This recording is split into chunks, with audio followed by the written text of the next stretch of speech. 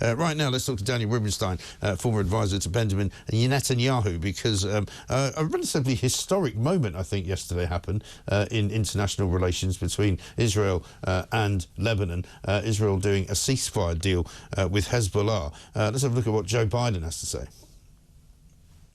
Under the deal reached today, effective at 4 a.m. tomorrow local time, the fighting across the Lebanese-Israeli border will end. Will end.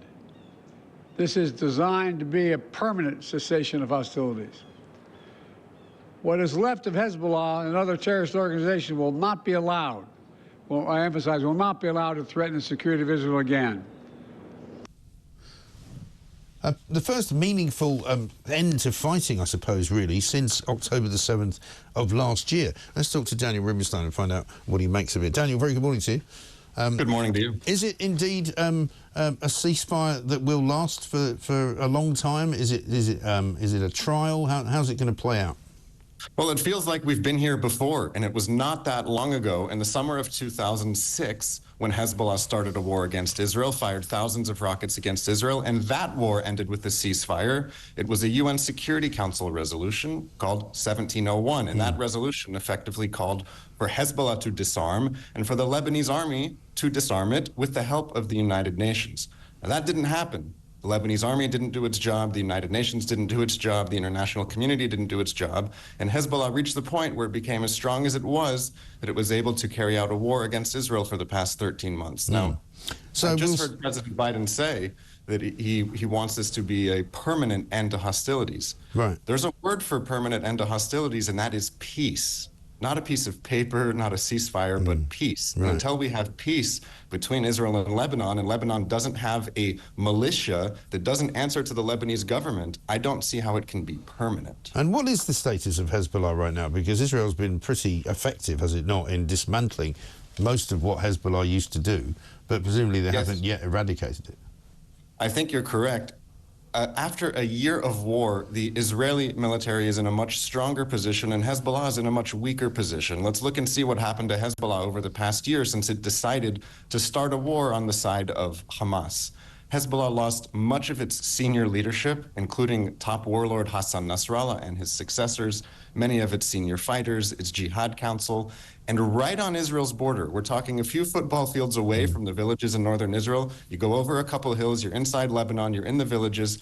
Hezbollah in these villages had a massive military infrastructure, rockets, tunnels, positions that would enable Hezbollah to carry out a surprise invasion of Israel, much worse than what Hamas was able to do on October the 7th of last year. So this capability of Hezbollah has been eliminated, its rocket stockpiles have been dramatically reduced, and its senior leadership has been dramatically reduced. Yes. However, I guess a lot depends on the Lebanese government and the Lebanese army as well, because I think I'm right in saying that Biden and the Biden administration has supplied quite a lot of money to Lebanon's government, official government, if you like, presumably to outlaw and continue to outlaw Hezbollah and to try and build up their own military might so that, you know, they can't allow Hezbollah to operate anymore. Yes, you're correct. I don't think that Hezbollah, and especially its Iranian backers, who are quite powerful, are going to sit back and do nothing as the Lebanese government would move in and try to disarm what's left of Hezbollah. In other words, Hezbollah would put up a fight, and if Hezbollah is putting up a fight against the Lebanese army, that's called civil war. Right. So essentially what we're calling for in Lebanon is for the central government to take responsibility for all of Lebanon, but in effect that becomes a civil war in Lebanon. So if Hezbollah is not weak enough now, and if Iran is able to keep refunding and resupplying Hezbollah, there is a concern that we could be in a similar position a short time from now. Because I'm told that large parts, if not all, of Beirut, certainly southern Beirut, is pretty much controlled by Hezbollah. And you don't go into those regions and those parts of Beirut unless you get permission. That's right. It's not just the southern part of Lebanon on Israel's border that is controlled by Hezbollah, but Hezbollah is also very powerful in parts of the Lebanese capital and in parts of the Lebanese government. In other words, Hezbollah participates in Lebanese government. They have enough power to shut down certain decisions that would, in effect, lead to Hezbollah's disarmament. So Hezbollah is not just a military in southern Lebanon, it's a political force and a regional power at this point. And presumably northern Israel is still unoccupied by the residents who have left their houses by the tens of thousands. I think there's about 70,000 people dislodged from northern Israel. Are they able to go back now as a result of this ceasefire, or what's happening there? At the moment, the residents of northern Israel do not feel confident enough to go back home. They are going to wait and see. This is a 60-day ceasefire that we're talking about, so we're going to monitor any violations. If Hezbollah tries to rearm, if Iran sends weapon shipments, all of this would be considered a violation and the war could resume. So at the moment, these residents of northern Israel who lived right on the border, they're going to wait and see a little bit longer to see what happens with this ceasefire and the new American administration starting January 20th. Yeah, okay. And I'm seeing a bit of breaking news right now here from various different sources saying Hamas are now also ready for a ceasefire in Gaza, funnily enough, after this announcement from Hezbollah in Lebanon. How seriously would you take that? Well, the idea that Hamas is ready for a ceasefire is in a way laughable. They could just do it. They could cease fire, they could release the hostages, they could lay down their arms and let all of us, Israelis and Palestinians alike, move on to a better future where there's not this terrorist army in Gaza on our borders that is continuing to hold 101 Israeli hostages that it took on October the 7th of 2023. Hamas needs to let all of them go and lay down its weapons so that a better future can be built. If it wants to do that, now's the time. And is the Netanyahu administration looking forward to the Trump administration coming back in, do you think?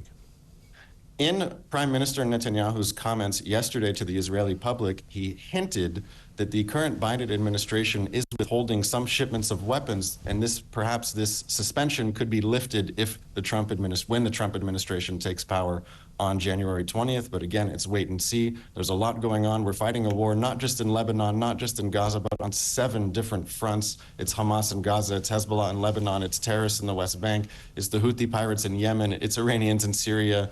It's the Iranian regime itself and militias in Iraq. So we're talking about a very complex geostrategic environment, and this tactical pause, this ceasefire with Hezbollah in Lebanon must be seen in this context. And so do you think 2025 could be a breakthrough year, though, in terms of just finding some form of peace?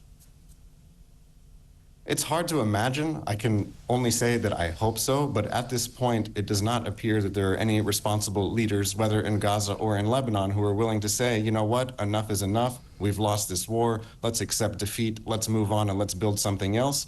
No, quite the opposite. Hezbollah, Hamas, and its supporters believe that they're fighting a religious war that commands them to fight Israel until Israel is destroyed. So until we can come up with an alternative to that, we have to be on guard at all times. Daniel Rubenstein, thank you very much indeed for taking the time to talk to us, former advisor to Benjamin Netanyahu. I would say cautiously optimistic perhaps, but not entirely thrilled with the possibility that this could be the end of the hostilities, either in Lebanon or indeed in Gaza.